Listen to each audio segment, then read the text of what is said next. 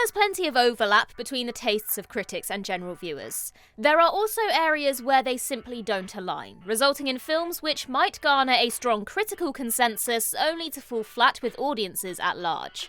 And over the past year, these are the movies which saw the biggest chasm between critical and viewer opinion, as critics lavished them with praise, while general audiences were considerably less impressed. I'm Ellie for What Culture, and these are 10 acclaimed recent movies that audiences hated. Number 10, Baby Girl.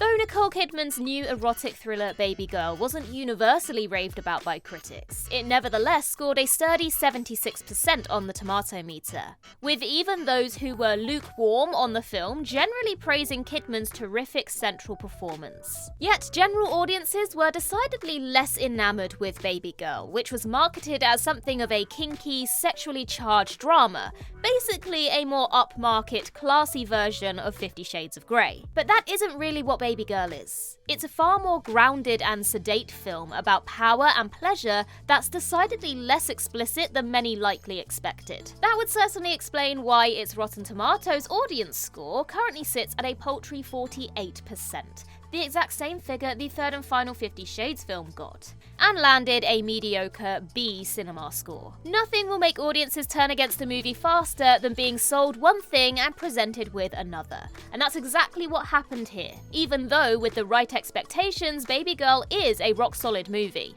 Number 9, Presence. From the trailer, you'd assume that this experimental effort, which takes place entirely from the perspective of a ghost, was a card-carrying horror flick. The posters and trailers emphasized every sliver of even vaguely creepy imagery, even though the reality is that Presence is actually more of a familial drama with fringe thriller elements. Most of the film focuses on a splintered family simply being observed by the entity, and even when the intensity ramps up later on, it's a stretch to call it horror at all. And so it's little surprise that Presence's audience score is barely half that of the critical rating, a middling 54%, while it landed a C+ cinema score. Audiences who are banking on a spooky haunted house movie instead got a far more pared down supernatural drama that was mostly lacking the expected genre elements. Presence is a good movie, well worth checking out. Just know what you're getting into before you sit down to watch it. Number 8, Sasquatch Sunset.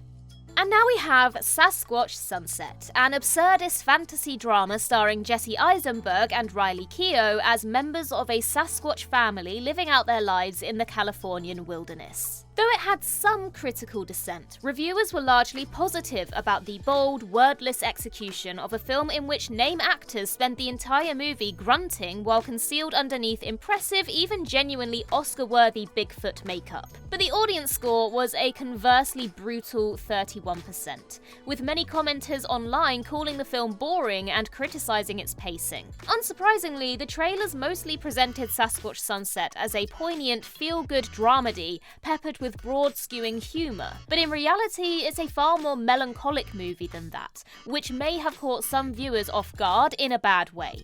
And then of course there are those who simply struggled with the slow-moving, sans dialogue approach. As such, it's little surprise that the film barely grossed $1 million at the global box office. Number 7, Carry On.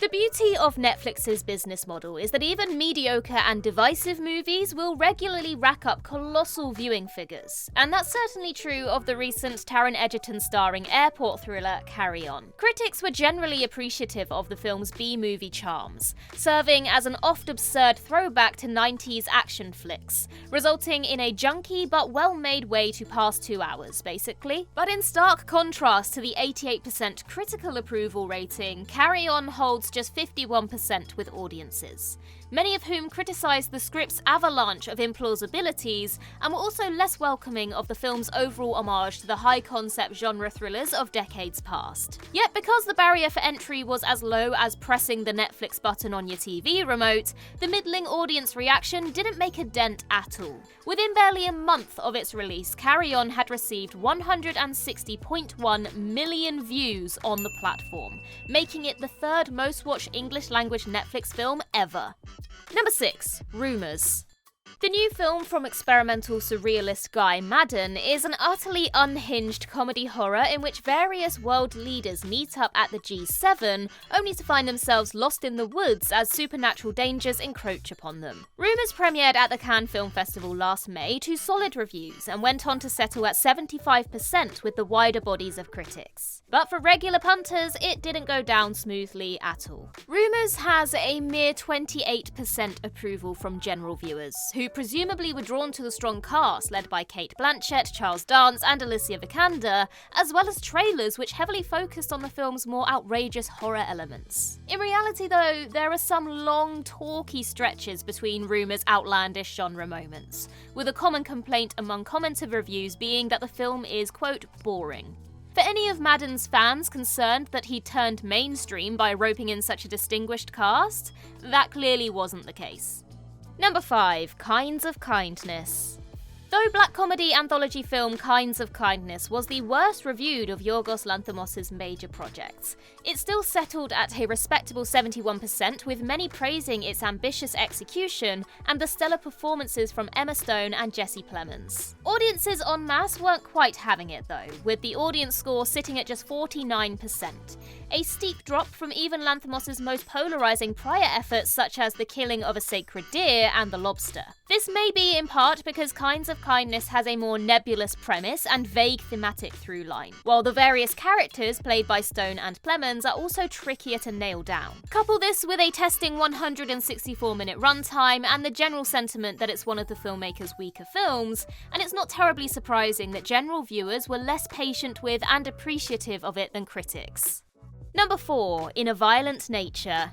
There's a grand tradition of horror films picking up a ton of buzz on the festival circuit, only to be received with a far greater indifference, even hostility, when they hit general release. And in recent times, that's no truer of any horror flick than In a Violent Nature, which received critical raves out of its premiere at last year's Sundance Film Festival. And though critics generally vibed with its artsy deconstruction of the slasher genre, defined by long, quiet takes focused on the killer, with only fleeting splashes of brutal gore, it ultimately scored just 44% audience approval.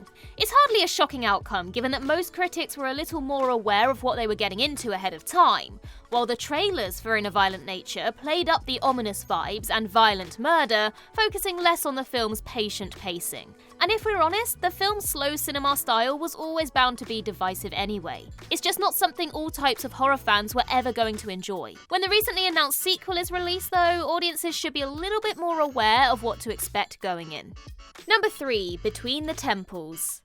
Nathan Silver's new dramedy film, Between the Temples, was one of the most critically acclaimed films of last year's Sundance, with many pegging it for possible awards honours by year's end, especially for industry legend Carol Kane. Though the movie ultimately went on to receive 0 Oscar nominations, it does sit at a mighty 85% with critics. Yet audiences were only half as enthused, giving it a paltry 42% approval. Commenters often referred to the film as dull, amateur and unfunny, while taking issue with its grainy 16mm cinematography. This all flies firmly in the face of critics who found it droll and charming, while lavishing praise on the performances of Kane and Jason Schwartzman. Unlike many films on this list, the marketing didn't really sell Between the Temples as anything that it isn't. It just didn't connect with general viewers the same way it did for reviewers.